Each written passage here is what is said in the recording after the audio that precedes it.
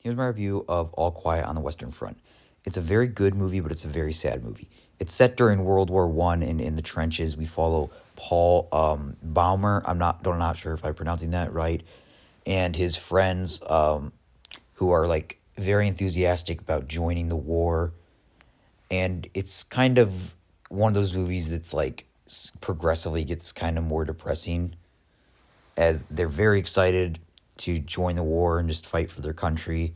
And then like when they kind of get to when they finally get to like the trenches and they just see some of their friends and just like soldiers die, it just kind of horrifies them. And this is a very long movie, but I was still engaged throughout the whole thing.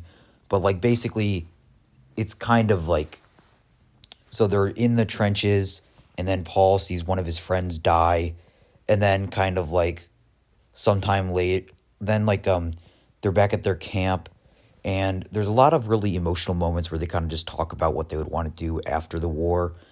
And Paul's talking to his friend about getting married, just etc. and things like that.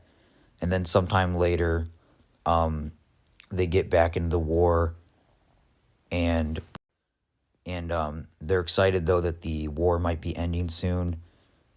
But unfortunately, the movie basically ends with Paul stabbed to death. And with kind of the movie, it's basically kind of symbolizing, I mean, there's really no good things in war.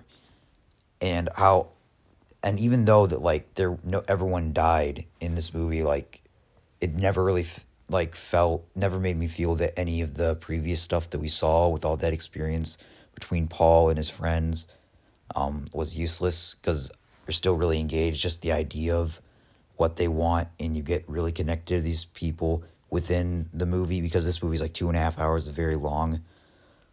But basically, the movie just it's very good, very emotional. There are some very well shot scenes in this movie with some cinematography. It's obviously very gory. It's very sad, but it's very good. You kind of know what you're getting into when you're getting into a war movie, and it's exactly what you want. So yeah, I would recommend it if you like this kind of stuff.